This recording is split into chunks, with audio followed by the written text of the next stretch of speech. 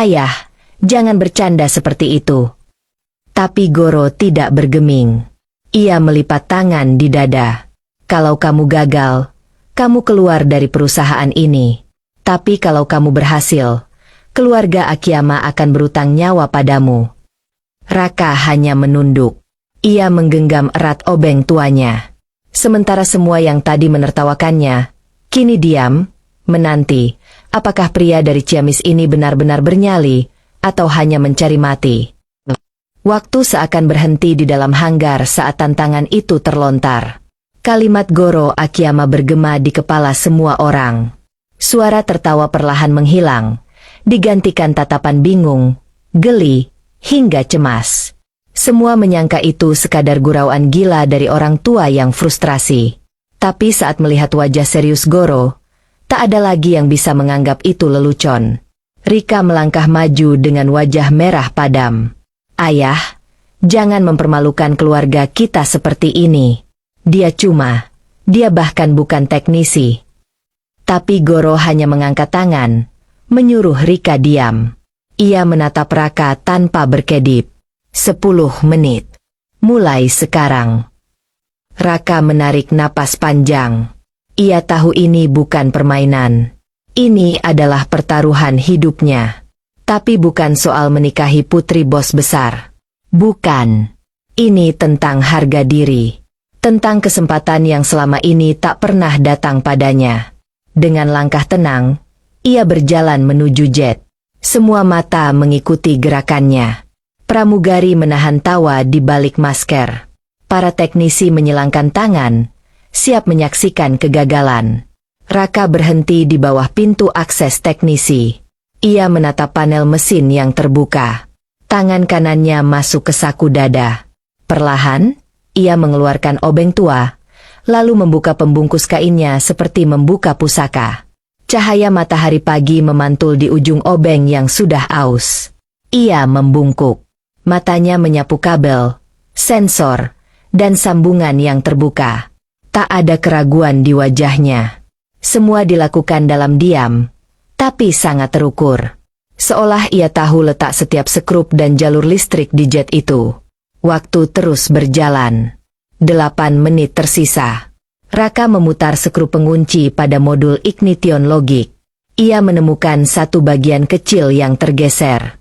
Bukan rusak, tapi longgar. Hanya teknisi yang pernah membuka jet jenis ini dari dalam yang bisa tahu.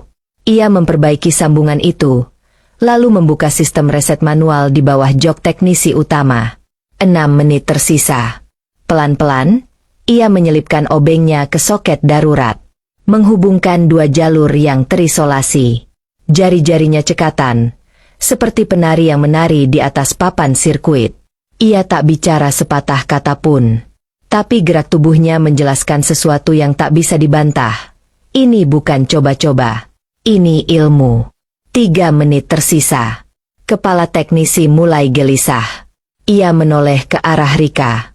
Rika tak berkata apapun. Matanya tertuju pada punggung pemuda yang berkeringat itu. Raka menekan tombol kecil di ujung modul utama. Klik. Hening. Lalu. Wum. Suara mesin jet menyala perlahan.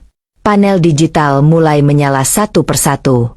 Cahaya biru dan hijau bersinar dari balik dashboard. Lampu indikator hidup. Sistem navigasi aktif. Pendingin udara menyala. Layar sentral menampilkan status. Ready to fly. Semua terpaku.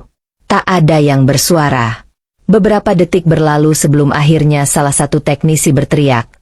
Mesin hidup. Dia berhasil. Sontak ruangan berubah gaduh. Tapi bukan karena sorak-sorai, melainkan keheningan yang diselimuti keterkejutan. Para teknisi yang tadi mencibir, kini menatap Raka dengan mata membelalak.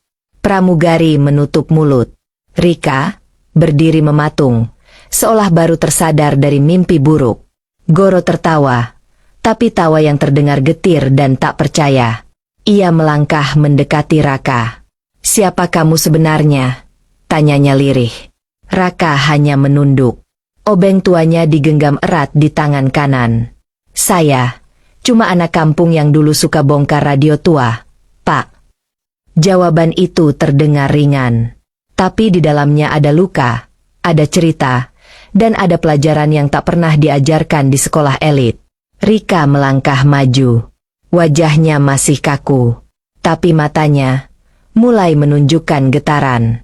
Ia memandang Raka lama, lalu berbisik lirih, "Kenapa kamu tetap mau bantu kami setelah semua penghinaan itu?" Raka tak menjawab. Ia hanya tersenyum kecil dan menunduk dalam. Matanya mulai berkaca-kaca.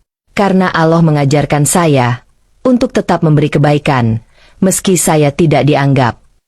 Dan di hanggar yang semula penuh cemoohan itu, perlahan muncul keheningan yang berbeda. Bukan karena takut, tapi karena malu. Karena hati mereka diguncang oleh kesederhanaan dan ketulusan. Raka, si pembersih pesawat yang tadi dianggap remeh, kini berdiri di hadapan jet menyala, dengan dunia yang mulai melihatnya berbeda.